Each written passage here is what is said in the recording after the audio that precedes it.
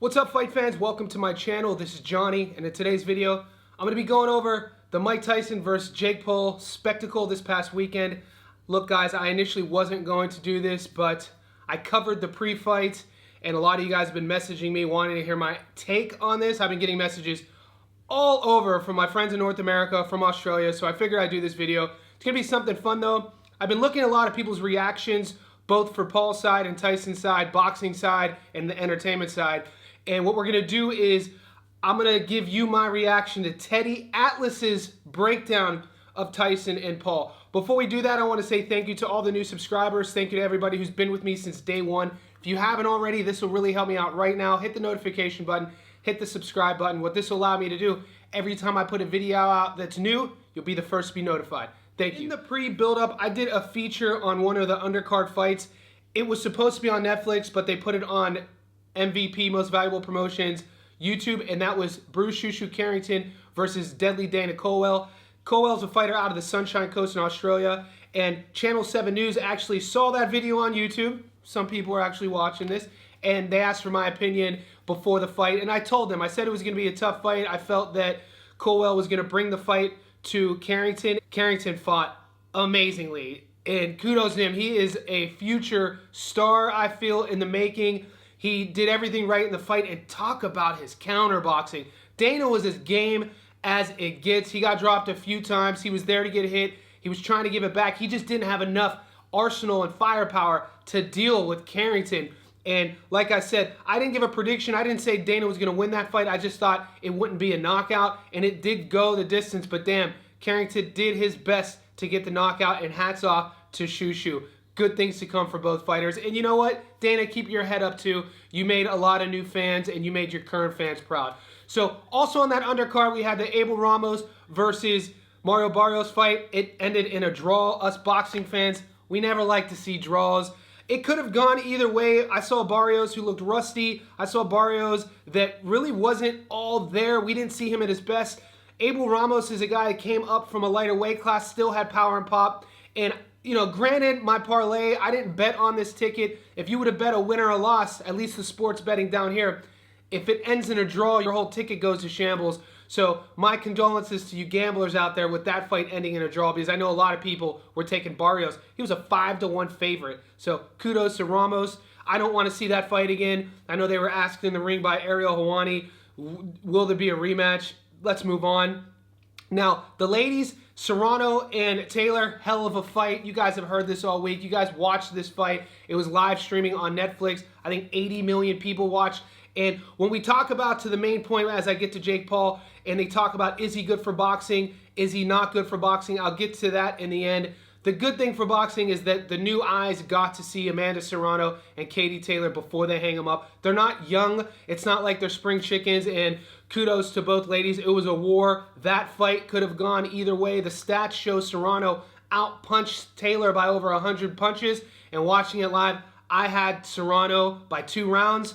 They gave it to Taylor. Hey, you can't really argue. And I think both women won, women's boxing won in that match. Now, when we get to Jake Paul and Mike Tyson, I didn't give you guys my reaction, but I was getting hit up from all over the shop, from my friends, people live streaming, colleagues, coaches, asking who I got in the fight. And the only playlist I'm going to show you, the only messages I'm going to show you, is from my little sister back home. She was having a viewing party, and all of her people were saying, Mike Tyson, Mike Tyson.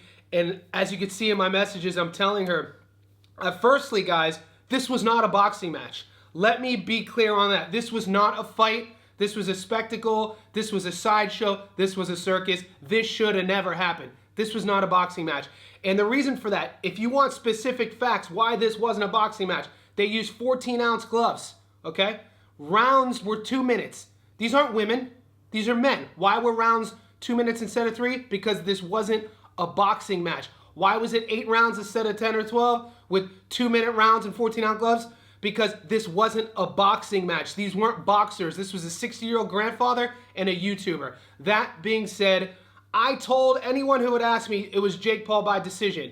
And a lot of you guys in the messages were agreeing with me, because these are my people that know me, but I didn't put that out there in the social media world until right now. I mean, come on, if you know boxing, Vegas, I could not believe this was able to be gambled on.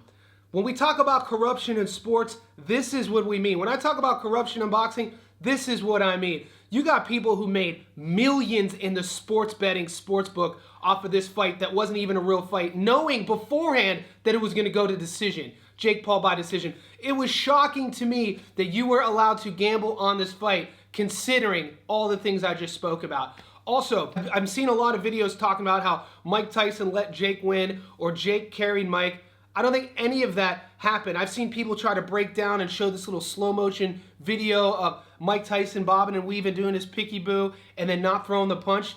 Guys, being able to throw a punch takes decision-making, reaction, reflexes. At 60 years old, a shot heavyweight who's been knocked out numerous times. 3 out of his last 4 fights, 20 years ago, he was knocked out.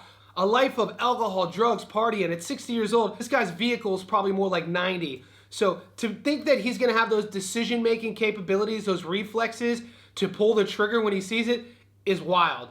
And then to think that Jake Paul carried Mike Tyson also is wild. Call me what you will, Jake Paul doesn't do anything great. I'm talking from a boxing perspective. He doesn't do anything exceptional. He's slow, he doesn't have a lot of power, his reflexes are okay, his feet are terrible, his feints aren't good. He's a guy who's a YouTuber who just picked the sport up in 4 years. I get it. And here's the thing that I get frustrated of, but they made money. Guys, that is a consummate sign of how sick our culture is when you use that as your basis to say why a 60-year-old Mike Tyson should have fought him because he made money. Money is not everything. Let me repeat that. If you base your life around making money and making decisions like that, and you reason with yourself because you made money, you're never going to find your happiness. And that's 100%. So I hate that argument saying that they made the bag. Make your bag, but don't do it at the expense of somebody's legacy. Don't prostitute the sport of boxing, and don't leave us real boxing fans here to have to accept and sit and hear all this gaslighting that this was a real fight. This was a fallacy of the sport. Is Jake Paul good for boxing? Hell no. He is not good for boxing. Did he get eyes on the women's sport? Yes, but that's fine. You don't need Jake Paul to do that anymore. And watching him kind of dangle the carrot of the money over so many high-level boxers' eyes, doing it on social media, letting the world see, him outing people such as, think about all the world-class fighters who've come out the woodwork who want a piece of him for the sake of getting one back for the boxing world. That's one thing. And then having Jake on his side, posting it and retweeting it, acting as if he's the man because you can make money fighting him. We're in a weird spot in boxing. Hopefully that this gets sorted out soon. Make categories. Make real fighting, fake fighting, entertainment, whatever you want to name it. Jake Paul's not a boxer, and I could take all the hate that you want to give me. I don't really give a shit. So let's talk about Teddy Atlas's take on this fight. Everybody out there. I tried to lay it out the best I could. I hope you guys enjoyed it. I hope everyone enjoyed it. It was nice being with you guys. But and I'm saying this tongue-in-cheek. I'm saying this with a smile. Stefan, you're my witness. But I got one word for you all, okay? And myself included. You ready? Suckers. Stefan's laughing. He can't help it. I'm kidding. But we were all suckers. We all. He's not kidding, though. We were all suckers. We were all part of it. We all bought in. And hey, look, we bought in, because we wanted to see. We wanted to see. I mean, spectacle, not a fight. They knew what it was. Jake's an entertainer. He's not a boxer. I mean, Stu Sports, right? He's a genius. He's a genius. He's a businessman. He built that thing up into an incredible business, right? Bought Stu Sports, and he likes to gamble. He doesn't hide it. He likes to gamble. I saw he had a thing out there today that said he put a what do you call it, a clip out there saying that he's gonna put the hammer down on Paul. He said, this is going to be a huge bet for him on Paul. Like, come on. He said the things we were, putting out there, the possible scenario. Like, how's a guy, he wasn't even good at the end. And now he's 58 and he's been living the kind of life he's been living. How's he going to have a chance? I'm putting everything on Paul. I'm laying 180. I think it was 180 he was getting. It was I think it went up to minus 220, whatever. But it was minus 180. I'm putting everything on Paul. On my podcast, they said bet Paul.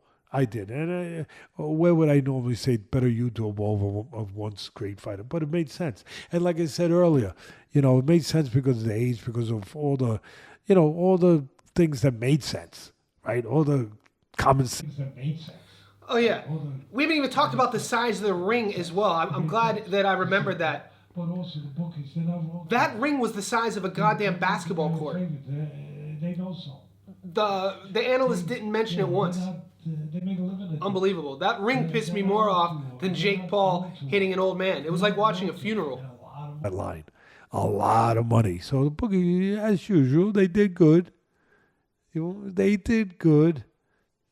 They could add a room onto their house, or two, or an extra swimming pool. Yeah, they did good. They knew what they were doing. All right, I'm going to stop it here. I think we've heard enough. Yeah, he's playing.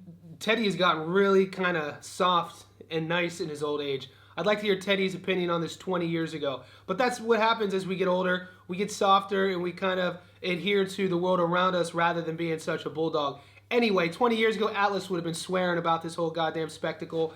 And I don't like, I'm going to end it on this, I don't like when boxing, the sport, fighters are prostituted out like that, because we know it's a blood sport. We know the dangers of boxing. We know a small fraction of fighters even get to make money, let alone generational wealth. And then let alone if they do get that sort of money, do they have the skills and the people around them to save it, to invest it and all that? And the answer is usually no. Most fighters die broke. So to see a kid like Jake Paul in the pre-fight disrespect Mike Tyson, in the post-fight disrespect the sport, disrespect current boxers who've trained their entire lives. He said the whole thing about Daniel Dubois, who's a legit heavyweight champ, said he would fight Paul. He tweets talking trash and he's playing the heel. But I don't feel that in a sport that should be held in such revelry, that's so old, that has such dire consequences, should be held so recklessly like Jake Paul for the sake of making $1. And I will stand on this hill. He is not good for boxing, and we'll see what happens from here.